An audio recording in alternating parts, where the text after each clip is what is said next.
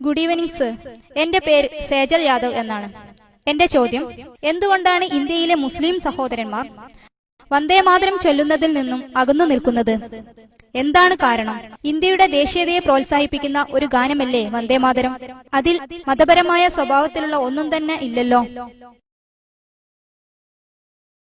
സഹോദരി, ഇന്നലെ നിങ്ങൾ പരിപാടിയിൽ പങ്കെടുത്തിരുന്നു? No sir. കാരണം ഇതേ ചോദ്യം ഇന്നലെ മറ്റൊരു സഹോദരി ചോദിച്ചപ്പോൾ ഞാൻ ഉത്തരം പറഞ്ഞിരുന്നു. നിങ്ങൾ ഇന്നലെ ഇല്ലാത്തതുകൊണ്ട് ഞാൻ ഈ ചോദ്യത്തിന് ഉത്തരം ആവർത്തിക്കാം. സഹോദരി ചോദിച്ചത് എന്തുകൊണ്ടാണ് മുസ്ലിങ്ങൾ വന്ദേമാതരം ചൊല്ലുന്നതിൽ നിന്നും അകന്നു നിൽക്കുന്നത് എന്നാണ്. മുസ്ലിങ്ങൾ എന്തുകൊണ്ട് അതിൽ നിന്നും അകന്നു നിൽക്കുന്നു എന്നതിന് ഉത്തരം പറയുന്നതിന് മുമ്പായിട്ട് ഹിന്ദുക്കളും ആ ഗാനം ഒഴിവാക്കണമെന്നാണ് എന്റെ ഉപദേശം. എന്തുകൊണ്ടാണ് അങ്ങനെ? കാരണം അത് ഹൈന്ദവ വേദഗ്രന്ഥങ്ങൾക്ക് എതിരാകുന്നു എന്ന് ഞാൻ നേരത്തെ സൂചിപ്പിച്ചിരുന്നല്ലോ. നമ്മുടെ സിഖ് സഹോദരൻ ചോദിച്ച ചോദ്യത്തിന് മറുപടി പറഞ്ഞപ്പോൾ ഞാൻ ഉപനിഷത്തുക്കളിൽ നിന്നും വേദങ്ങളിൽ നിന്നും സർവശക്തനായ ദൈവത്തെ മാത്രമേ ആരാധിക്കാൻ പാടുള്ളൂവെന്നും മറ്റാരെയും ആരാധിക്കരുതെന്നും ദൈവത്തിന് പ്രതിച്ഛായില്ല എന്നും തെളിയിക്കുന്ന ചില ഉദ്ധരണികൾ പറഞ്ഞുവല്ലോ. വന്ദേമാതരം എന്നത് ഒരു ഗാനമാണ്. അതിൽ 3 പ്രാവശ്യം ഞാൻ മാതൃഭൂമിയുടെ മുന്നിൽ ശിരസ്സ് താഴ്ത്തുന്നു എന്ന് പറയുന്നുണ്ട്. ഹൈന്ദവതയിൽ നിങ്ങൾ ദൈവത്തെ മാത്രമാണ് ആരാധിക്കേണ്ടത്, മറ്റാരെയും ആരാധിക്കരുത്. ദൈവം ഈ രാജ്യത്തിന്റെയും കൂടി സൃഷ്ടാവാണ്.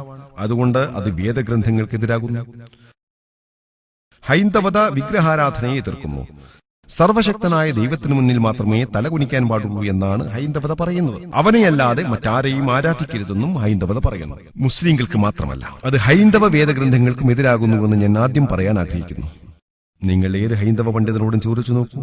വേദഗ്രന്ഥങ്ങളെക്കുറിച്ച് അറിയാത്ത സാധാരണക്കാരായ ഹൈന്ദവ സ്ത്രീ പുരുഷന്മാരോട് നിങ്ങൾ ചോദിച്ചാൽ അവർക്ക് ഈ ഗാനം ഹൈന്ദവതയ്ക്കെതിരാണെന്ന് അറിയില്ലായിരിക്കാം. ഈ ഗാനത്തിന്റെ ദേശീയതയിലേക്ക് ഞാൻ പിന്നീട് വരാം. മുസ്ലിങ്ങളെ സംബന്ധിച്ചിടത്തോളം വന്ദേമാതരം എന്ന ഈ വാചകം ഖുർആനിനെതിരാണ്. കാരണം ഇസ്ലാമിൽ ഞങ്ങൾ സർവശക്തനായ ദൈവത്തെയല്ലാതെ മറ്റാരെയും ആരാധിക്കാറില്ല. ഇന്ത്യയാകുന്ന ഈ രാജ്യത്തെ ഞങ്ങൾ മുസ്ലിങ്ങൾ സ്നേഹിക്കുകയും ബഹുമാനിക്കുകയും ചെയ്യുന്നു.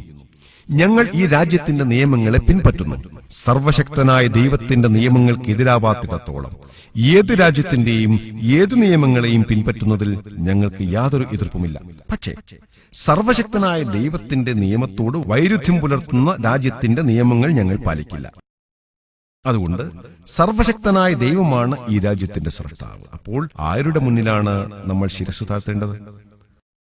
സർവശക്തനായ ദൈവത്തിന്റെ മുന്നിലോ ഈ രാജ്യത്തിന്റെ മുന്നിലോ? ഇന്ത്യ എന്ന ഈ രാജ്യത്തെ സംബന്ധിച്ചിടത്തോളം ഞങ്ങൾ മിക്ക മുസ്ലിങ്ങളും ഈ രാജ്യത്തെ സ്നേഹിക്കുകയും ബഹുമാനിക്കുകയും ചെയ്യുന്നു. വേണ്ടി വന്നാൽ സത്യത്തിന്റെ പക്ഷത്ത് നിന്നുകൊണ്ട് ഈ രാജ്യത്തിനു വേണ്ടി മരിക്കാനും ഞങ്ങൾ തയ്യാറാണ്. പക്ഷേ ഞങ്ങൾ ഈ രാജ്യത്തിന്റെ മുന്നിൽ തലകുനിക്കില്ല. കാരണം അത് സൃഷ്ടാവിന്റെ നിയമത്തിനെതിരാണ്. അതുപോലെ ഒരു സൗദിക്കാരനും സൗദി അറേബ്യയ്ക്ക് മുന്നിൽ ശിരസ്സ് താഴ്ത്തരുത്. ഇത് ഇന്ത്യൻ മുസ്ലിങ്ങൾക്ക് മാത്രം ബാധകമായ കാര്യമാണെന്ന് നിങ്ങൾ കരുതരുത്. ഒരു സൗദിക്കാരനും സൗദി അറേബ്യയ്ക്ക് മുന്നിൽ തലകുനിക്കാറില്ല. പാകിസ്ഥാനിൽ ഒരു പാകിസ്ഥാൻകാരനായ മുസ്ലിമും പാകിസ്ഥാന്റെ മുന്നിൽ ഒരിക്കലും തലകുനിക്കില്ല. അത് ഇന്ത്യക്ക് മാത്രമായിട്ടുള്ളൊരു നിയമമല്ല. കാരണം സൗദി അറേബ്യ അള്ളാഹുവിനേക്കാളും ശ്രേഷ്ഠമായതല്ല. പാകിസ്ഥാൻ നാമം കൊണ്ട് ശ്രേഷ്ഠമാണെങ്കിലും അള്ളാഹുവിനേക്കാൾ ശ്രേഷ്ഠമല്ല.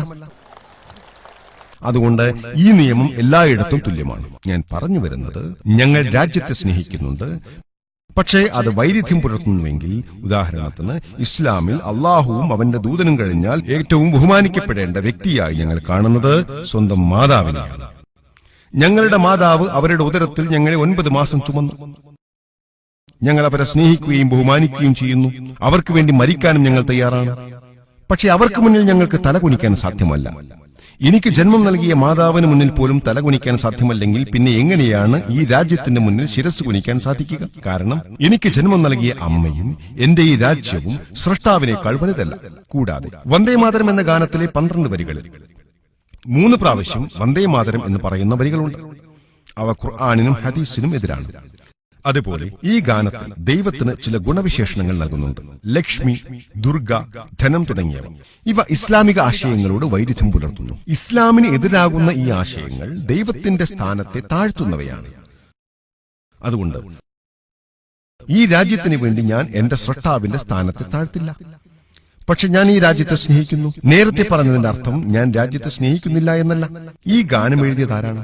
ബങ്കിം ചന്ദ്ര ഉപാധ്യായാണ് ഈ ഗാനത്തിന്റെ രചയിതാവ്. എന്തിനു വേണ്ടി? അതിന്റെ പിന്നിൽ ഒരു രാഷ്ട്രീയ ലക്ഷ്യമായിരുന്നു. ഏതാനും വർഷങ്ങൾക്ക് മുമ്പ് ഈ ഗാനത്തിന്റെ പഴക്കം നൂറ്റാണ്ടുകളാണെന്ന് അവർ അവകാശപ്പെടുന്നു. വാസ്തവത്തിൽ ഈ ഗാനം രചിച്ചത് എന്നാണെന്ന് പോലും അവർക്കറിയില്ല. രാഷ്ട്രീയക്കാർ ഈ ഗാനം രാഷ്ട്രീയ ലക്ഷ്യങ്ങൾക്ക് വേണ്ടി ദുരുപയോഗം ചെയ്യുകയാണ്. ഈ രാഷ്ട്രീയ വിവാദത്തിലൂടെ തങ്ങളുടെ വേദത്തിന് തന്നെ എതിർ പ്രവർത്തിക്കുകയാണെന്ന് ഈ രാഷ്ട്രീയക്കാർ അറിയുന്നില്ല. ഞാൻ ഉത്തരം പറഞ്ഞെന്ന് വിശ്വസിക്കുന്നു.